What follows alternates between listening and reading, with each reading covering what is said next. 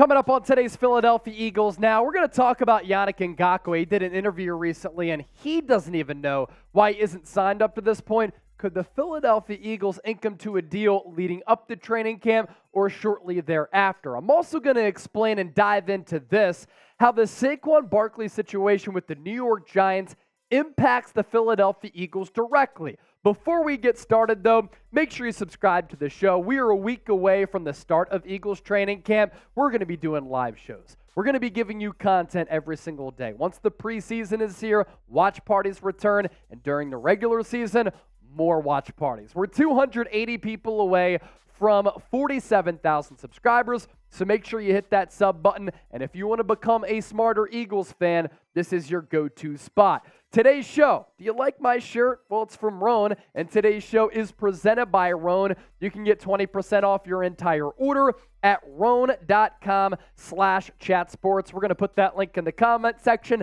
and in the description of this video. When I used to work in the local news business up in Scranton, sometimes I would look at my closet. I had a lot of nice shirts, but I wasn't sure what to wear, and sometimes they didn't fit. They looked odd. They were a little bit too long. I eliminated all of those headaches with Roan. Men's closets were due for a radical reinvention. Roan stepped up to the challenge. Their commuter collection, the most comfortable, breathable, flexible set of products known to man, and there's plenty of reasons to back that up. Roan helps you get ready for any occasion with the commuter collection. It has the world's most comfortable pants, dress shirts, quarter zips, and polos, and you never have to worry about what to wear when you get the Roan commuter collection. I hit the golf course with some Roan gear. I host shows here at Chat Sports with some Roan gear. Hit the city and go out with my Roan gear as well. And it's time to feel confident without that hassle. They have this wrinkle release technology, so wrinkles disappear as you stretch and wear the products. This shirt was a little bit wrinkly after I washed it, brought it into work a few days ago. I hang it up. What do you know? The wrinkles are gone. You can't even see them any longer. And you don't have to worry about taking your products to the dry cleaner anymore. So, one more time, it is roan.com/chatsports. Promo code chatsports for 20% off your order. We'll put that link again in the comment section and in the description of this video. So let's start today's show with an area in which Howie Roseman likes to build his football team up with. That's the defensive line. And still, oddly enough, there is a very, very marquee player still available in free agency in Yannick Ngakoue.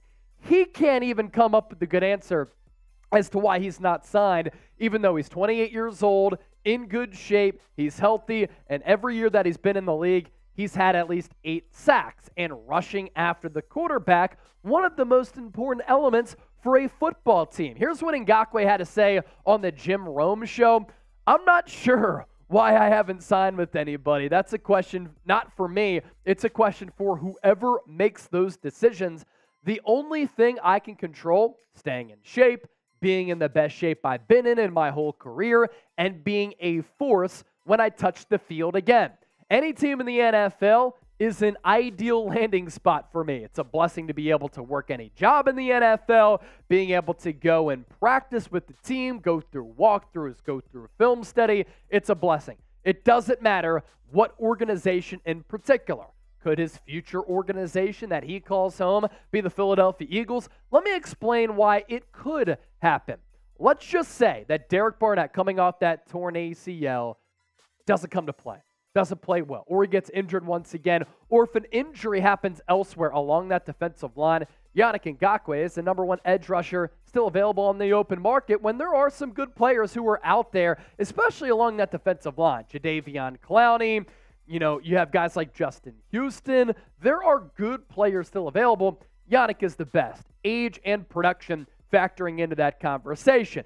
Do the Eagles need Yannick Ngakoue? Maybe not right now, but maybe if an injury does happen at some point on that defensive line. Now we know, heading into 2023, the Eagles have a vaunted pass rush. It's one of the best in the NFL, and it's a big reason why they had success last year and why going into this upcoming season, they could once again be dominant in the trenches. Per Sharp Football Analysis, the Eagles ranked 2nd in pressure rate a season ago and was the only team where the Eagles They were the only team where the Eagles with 4 players who generated at least 40 quarterback hurries, led by Haason Reddick's 68. The defense had an 11.2 sack rate last year. The next highest team was 8.9.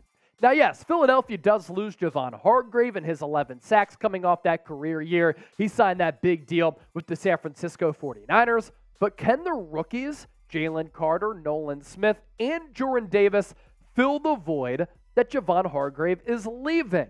The impact of Carter and Smith could be a big storyline to follow. Among Power 5 interior defensive linemen last year, Jalen Carter's 14.4 pressure rate ranked 3rd in the country. Nolan Smith, on the other hand, had a 20% pressure rate last year at Georgia. You know my team building rule by now. If you watch the program, you can never have enough pass rushers. That's a huge reason and a big element behind the Eagles' team building success, and they're going to continue to prioritize that defensive line. And it's the Eagles' defensive line that could once again make them one of the top teams in the NFL. And it's a big reason why they could decide to target Yannick Ngakoue at some point. Every year that the dude has been in the league, I continue to harp on this because it's really incredible the consistency with the production. He's had at least 8 sacks since entering the league.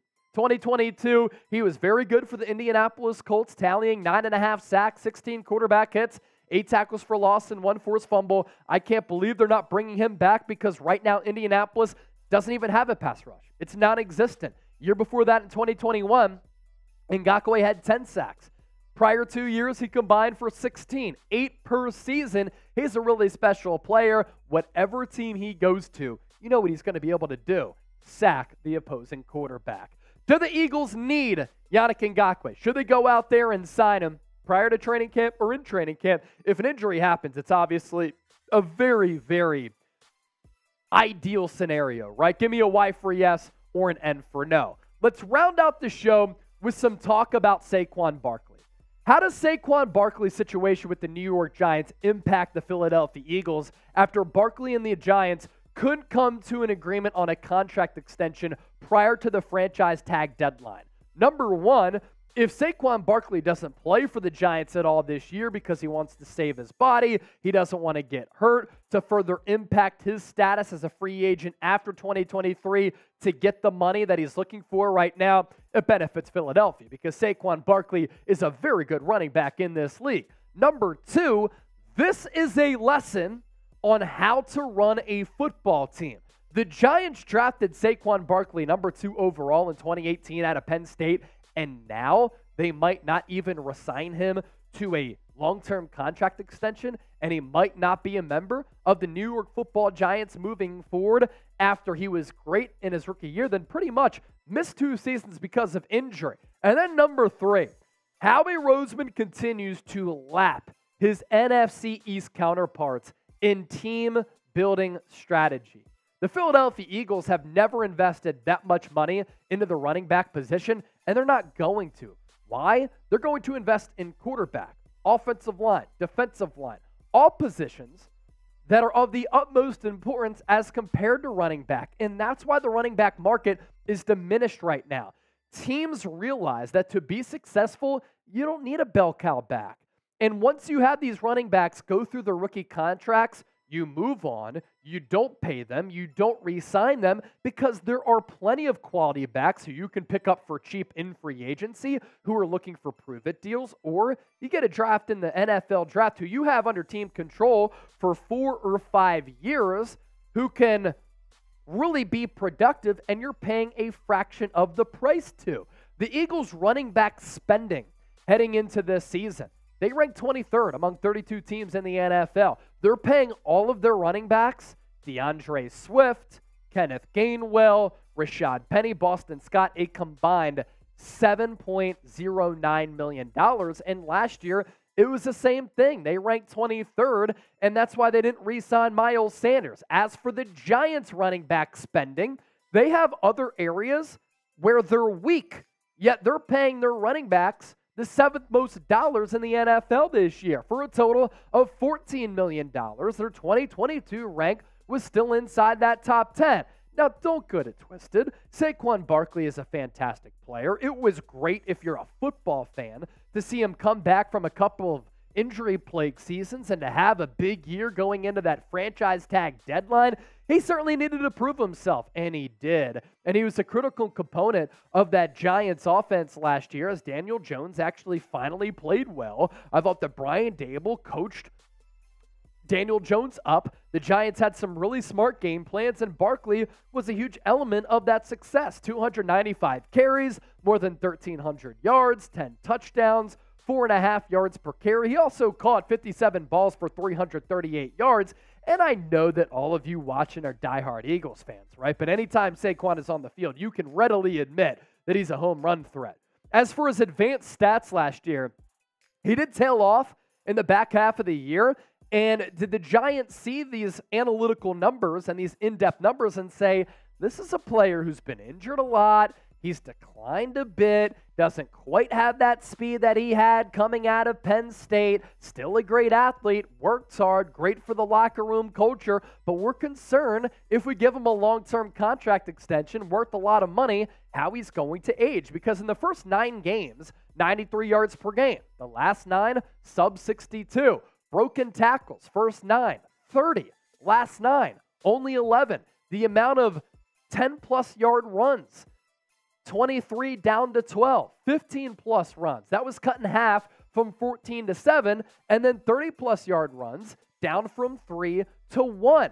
And when you look at the Eagles running back depth chart, they're barely paying these cats any cash. DeAndre Swift led the NFL in yards per touch for running backs last year, is a very good runner and receiver. Kenneth Gainwell was great all throughout the playoffs, and you already know that Howie Roseman probably not going to pay either Swift a fat extension or Kenneth Gainwell a large contract extension. They signed Rashad Penny, upside signing for cheap. He's been injured a lot, but when he's on the field, he's really good for little to no money. And then Boston Scott back on that one-year deal as well. And when you look at DeAndre Swift, like, you're not getting the player that Saquon Barkley is, but you are getting a very impactful player. And while the Eagles might not have the high-end running back talent that Barkley provides the New York Giants, they certainly have more depth, which might be a little bit more important, and they're paying $7+ million, whereas the Giants are paying $14 million, at that running back spot.